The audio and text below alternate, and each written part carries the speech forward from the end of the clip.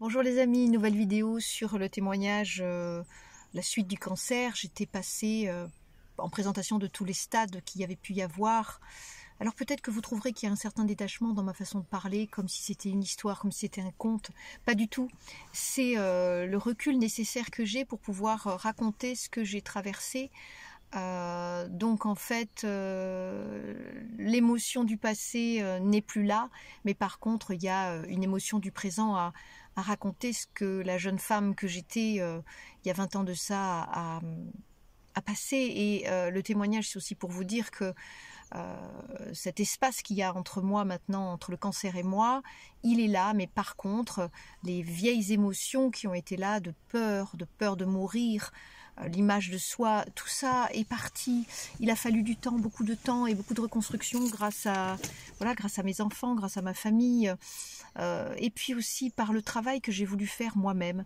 Donc ce travail, ça a été vraiment une découverte de Carl Simonton. Je vous en avais parlé, de ce cancérologue qui aide grâce à la relaxation. Et il a d'ailleurs un centre sur Paris, sur la Suisse, pardon, et sur la visualisation qui a été pour moi extraordinaire. D'ailleurs, j'ai retrouvé cette visualisation, ce type de visualisation, ce type de relaxation avec Guy Corneau et Pierre Le Sart, que j'utilise encore même maintenant, et même pour autre chose que des problèmes physiques, dialogue avec mes cellules. Alors ça peut ou ça ne peut pas parler à tout le monde d'avoir cet accent canadien, mais en tous les cas, se dire quand même que sur YouTube il y a énormément de ressources. À vous de faire le tri de ce qui vous plaît, de ce qui vous plaît pas, soit avec de la musique, soit sans musique. Mais en tous les cas, ce que je voulais dire, la première chose qui m'a aidée au tout début, ça a été les relaxations guidées que j'ai trouvées sur YouTube et qui m'ont énormément aidé. Alors pourquoi, en quoi ça m'a aidé? D'abord, la relaxation a un effet très reposant, très approfondissant, très de détente corporelle du corps, des tensions du corps, etc. Il faut savoir que quand on a le cancer, souvent on peut être très tendu, on peut avoir des émotions extrêmes et puis qui viennent se cristalliser sur les épaules ou qui viennent se cristalliser partout. Et donc on peut avoir un corps très tendu, comme enfermé, comme cadenassé. Donc la relaxation déjà a cette première approche qui est vraiment la détente profonde et corporelle. C'est vraiment une bulle, un instant pour soi où on se dit on va détendre tout ce qu'on peut. Et quand on se réveille, parce que parfois on se réveille de la relaxation, parce qu'on dort mal aussi, la relaxation peut avoir cet effet de vraiment détendre tous les tendons, tous les muscles, et de se retrouver un peu comme dans une espèce de cocon de douceur. Et alors également, ça a énormément de bienfaits sur le stress. Sur les défenses immunitaires, parce que tout simplement quand on est en stress, eh bien nos défenses immunitaires fonctionnent moins bien. Notre énergie va véritablement dans des endroits tels que quitte le ventre, quitte la digestion, quitte la libido, pour aller dans des endroits comme tout simplement comme les jambes, comme les bras, pour courir quand il y a un gros stress. Mais ça peut aussi aller se confondre dans des endroits inimaginables, où quand par exemple tout d'un coup on n'a pas faim face à une émotion, ou tout simplement on n'arrive pas à réfléchir, c'est qu'en fait on peut être aussi en état de stress, en état émotionnel. Et la relaxation a réussi à me faire prendre vraiment une distance par rapport à ça, et que ce stress, en fait, il y a des fois il était beaucoup plus important que la situation que je pouvais vivre, mais ça pouvait être aussi un stress qui pouvait s'accumuler avec d'autres stress que j'ai pu avoir avant et que je n'avais pas du moins que j'avais pas envie d'écouter. Ou quand j'étais en petit soldat, j'étais en mode je vais bien, tout va bien et je vais réussir. Donc j'étais en mode tension et contrôle constant.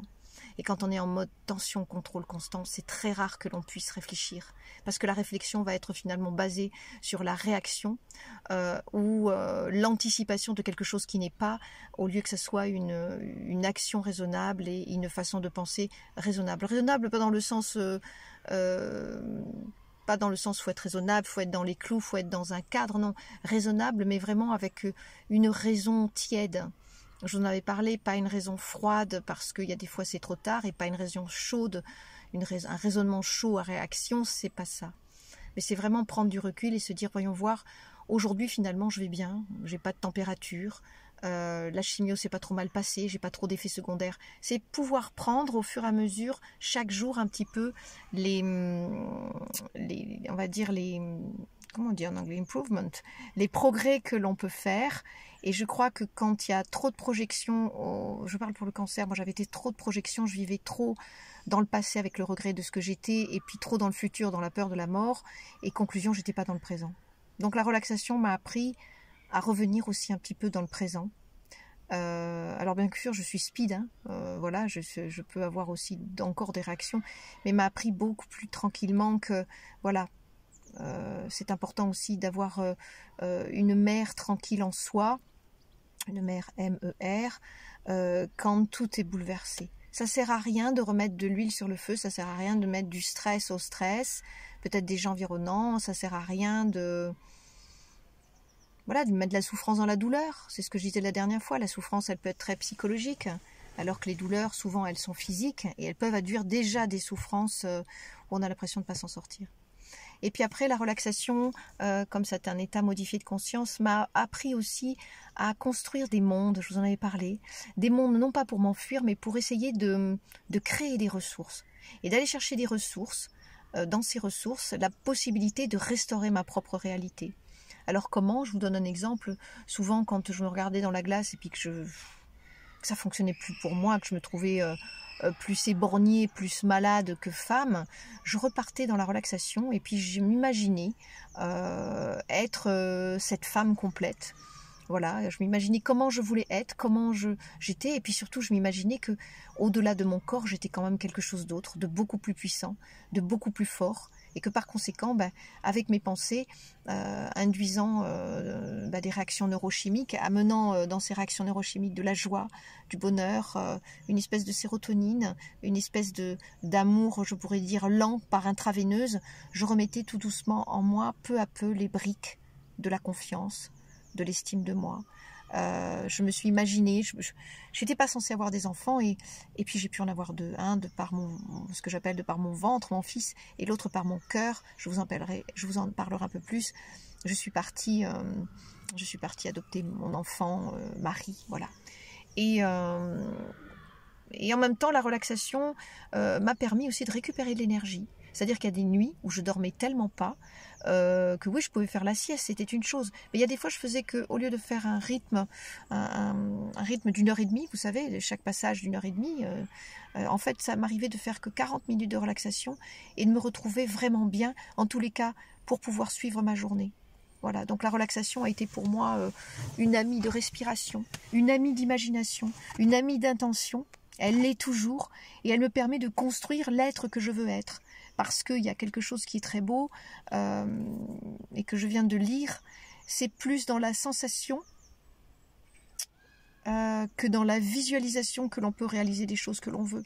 Le cerveau, ça va être la visualisation par des images, par des formes géométriques. Mais si vous alliez la sensation, l'émotion à la visualisation, alors à ce moment-là, les choses sont beaucoup plus puissantes. Donc j'ai beaucoup allié cette visualisation et cette espèce de ressenti dans le corps, parce que ce qui est important de savoir, c'est que parfois, dans notre corps, souvent, on est morcelé, on est découpé et divisé de nos sensations. Nos sensations, parfois même, c'est biologique, hein, sensations de fraîcheur ou de chaleur, parce que un de nos organes a été touché, donc il devient sensible.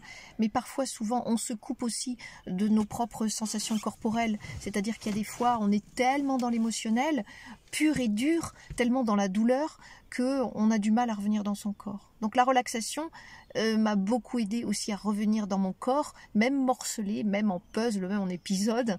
C'est pas grave, j'arrivais à chaque fois à revenir peu à peu dans mon corps. Et c'est la régularité, et c'est de faire et de refaire que je suis revenue au fur et à mesure dans mon corps, tel qu'il est, aujourd'hui tel qu'il est, et parce que je vais bien, parce que je peux travailler, et parce que j'ai pu me relever,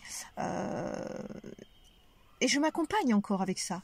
Et j'accompagne aussi des gens qui sont morcelés, qui sont divisés, qui sont en doute, peut-être parfois pour des problèmes effectivement de maladies physiques, mais aussi pour des problèmes psychologiques. Donc cette relaxation, c'est un état modifié de conscience qui est plus doux, qui est très doux, qui peut peut-être faire remonter des émotions, mais qui en même temps est là pour accompagner la personne dans la bienveillance, dans la communication, la transmission, et puis apprendre à imaginer, parce que l'imagination est extraordinaire, et l'imagination liée à la sensation, ça donne des choses fabuleuses. c'est d'une immense richesse, c'est d'une immense richesse de reconstruction. Et si ça peut être partagé avec les autres, alors c'est encore mieux. Voilà. Je vous parlerai un peu plus tard de la communication non violente, dans ce qu'elle a de plus basique et dans cette relation à moi-même. Donc la relaxation m'a permis par des mouvements, par la respiration, donc à reprendre contact avec mon corps, à aimer mon corps comme il était, à pouvoir même regarder les parties qui ont été blessées et lésées, à même pouvoir les caresser pour dire même si vous n'avez plus la sensation, vous êtes là, vous faites partie de moi. Et en même temps, ça me racontait une autre histoire, ça me racontait aussi l'histoire d'une femme, je peux me le dire, je vais oser, d'une femme extraordinaire qui traverse quelque chose de pas ordinaire, qui est la maladie.